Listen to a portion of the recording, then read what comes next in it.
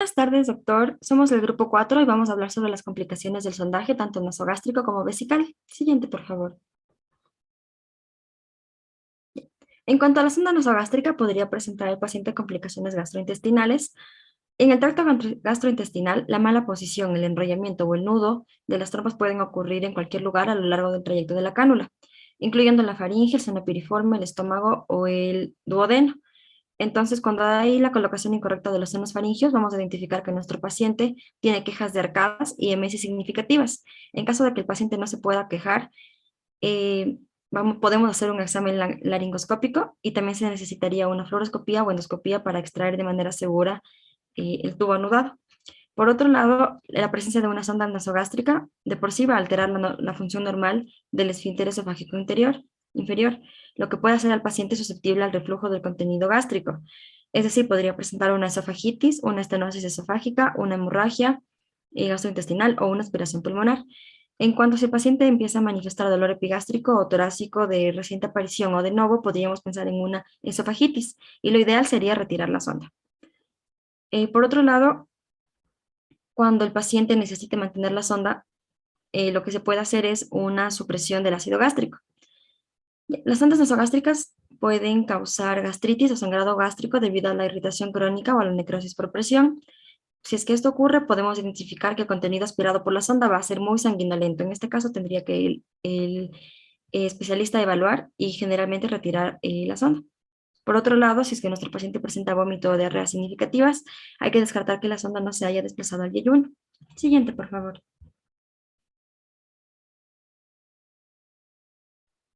Además, también tenemos que pueden presentarse complicaciones pulmonares. Esto especialmente cuando se supone de manera errónea que la sonda está en el estómago. Por lo tanto, al realizar el lavado de la sonda nasogástrica, que en realidad está en los pulmones, se pueden provocar complicaciones graves. Entre estas tenemos a la neumonía. Además, también la colocación de la sonda nasogástrica en la tráquea y en el pulmón puede provocar un neumotórax, especialmente si la sonda avanza con fuerza hacia el tejido pulmonar. Además, hay varias referencias bibliográficas que también refieren que pueden producirse otras complicaciones como son el absceso pulmonar, la perforación traqueal y la broncoaspiración por vómito al momento de la colocación. Por lo tanto, se pueden tomar algunas medidas preventivas y si cabe o si en el paciente se puede realizar, se va a realizar un ayuno previo a la colocación de la sonda nasogástrica. Pero generalmente en la mayoría de los casos no podría ser posible, por lo tanto hay que tomar en cuenta que se deben realizar maniobras suaves y también apoyarnos del uso del anestésico local en la zona de la orofaringe posterior, de manera que se pueda disminuir el reflejo nauseoso. Además, también se podría producir un efecto adverso que es mucho menos común, que es el síndrome de la sonda nasogástrica.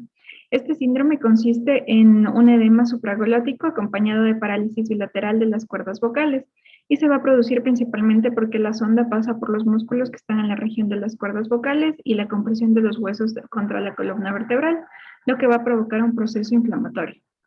Siguiente, por favor.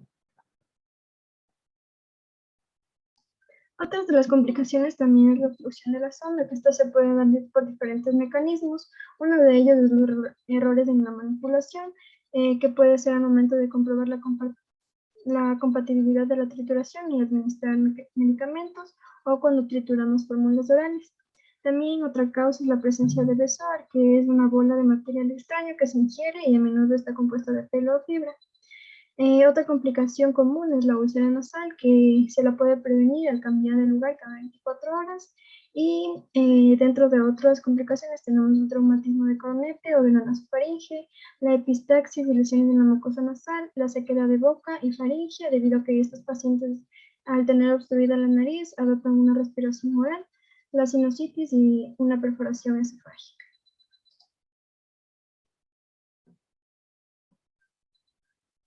Ya en cuanto a las complicaciones de la sonda vesical, tenemos varias, pero de estas la bacteriuria e infección del tracto urinario suele ser de las más comunes, siendo casi universal en pacientes con catéteres colocados durante más de una semana. Las tarifas van a variar según el tipo de catéter y la duración del uso. También las infecciones recurrentes de tracto urinario van a ser resultado del uso crónico de catéter y pueden provocar pilonefritis aguda o crónica o cáncer de vejiga. Ya, también podemos encontrar fragmentos de globo retenidos y esto se puede dar por una rotura espontánea del catéter. Si es que el catéter se cae espontáneamente, debemos de examinar cuidadosamente la integridad del globo en busca de material faltante. Si no se pueden ubicar los fragmentos, se debe realizar una cistoscopía para identificar los fragmentos retenidos en la vejiga, ya que estos tienen el potencial de causar obstrucción uretral. También esta puede ocurrir por distender demasiado un globo que no se desinfla. En cuanto a la fístula vesical, vamos a sospechar de esta si encontramos presencia de aire o heces en la orina. Y puede ocurrir entre la vejiga y el intestino delgado, el colon, el recto o la vagina. Suelen ser poco común y en los catéteres vesicales permanentes es más probable que ocurran con el contexto de un cateterismo prolongado con factores de riesgo que incluyen malignidad, inflamación, radioterapia o traumatismo. Y en cuanto a la perforación de la vejiga, podemos encontrarlo tanto intraperitoneal o extraperitoneal. Suele ser rara, pero en catéteres permanentes a largo plazo se suele encontrar. Y la hematuria y el dolor abdominal nos indican una perforación aguda. La siguiente, por favor.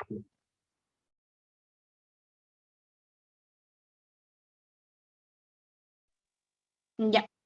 Una de las complicaciones a tomar en cuenta es la formación de los cálculos en la vejiga, ya sea por la presencia de un cuerpo extraño o bacterias, por ejemplo el Proteus mirabilis, que se va a asociar frecuentemente con la formación de cálculos. Igualmente, el tipo de catéter puede influir en la formación de cálculos, sin embargo, no hay datos que respalden el uso de un material de catéter, es decir, el látex o la silicona sobre otro. Otra complicación es el traumatismo uretral, y hay que tener especial cuidado a la colocación de un catéter uretral, puesto que puede provocar una lesión. Los pacientes pueden desarrollar estenosis o erosión uretral. Sin embargo, hay que tomar en cuenta que la estenosis asociada con el cateterismo ocurre casi siempre en pacientes masculinos. Hay que identificar la presencia de dolor y sangrado después del intento de inserción del catéter y la posterior incapacidad para pasar el catéter a la vejiga, porque esto nos va a sugerir que puede haberse creado un falso conducto uretral. La inflamación y la infección de los tejidos blandos periuretrales pueden crear un absceso como consecuencia de la creación de este falso conducto. Otra de las complicaciones es la incontinencia. Esta puede ocurrir debido al cateterismo y también está relacionada con la disfunción del esfínter uretral. Pásale, por favor. En cuanto a las complicaciones por el uso de catéteres uretrales, tenemos los problemas mecánicos del catéter, como fugas, bloqueos del catéter y rechazos del catéter. Estos van a ser comunes y pueden frustrar y molestar tanto al paciente como al médico. Por otro lado, se presentan también las complicaciones no infecciosas. Para los pacientes a quienes se les quitaron los catéteres se puede presentar una sensación de urgencia o espasmos de la vejiga, sangre en la orina, pérdida de orina y dificultad para iniciar o detener el chorro de orina. Y para aquellos pacientes con el catéter aún colocado, las complicaciones no infecciosas incluyen dolor o malestar, sensación de urgencia o espasmos en la vejiga, sangre en la orina y trauma en la piel asociada con la colocación o fijación del catéter. Pásale, por favor. En conclusión, tenemos complicaciones que están asociadas a los tipos de catéter vesical. Entonces, tenemos que las complicaciones asociadas a los catéter de tipo condón, estos van a producir alteraciones con efectos de presión que incluso pueden producir úlcera. También se van a presentar despigmentaciones en pacientes que tengan patologías asociadas, ulceración, isquemia e incluso necrosis. Con respecto al catéter uretral, aquí vamos a tener complicaciones asociadas tanto no infecciosas y traumáticas. Las no infecciosas van a ser los espasmos de vejiga, hematuria e incontinencia. Y con respecto a las complicaciones traumáticas, se van a asociar a estenosis, sangrado, abscesos y fístulas. Con respecto al catéter suprapúbico, aquí las complicaciones que se van a asociar son el sangrado de la vejiga, la lesión intestinal, las lesiones en la piel y las fugas crónicas. Es importante tomar en cuenta que unas medidas importantes de prevención, primero es evitar el cateterismo innecesario y mantener un protocolo adecuado de colocación y uso del catéter. Gracias.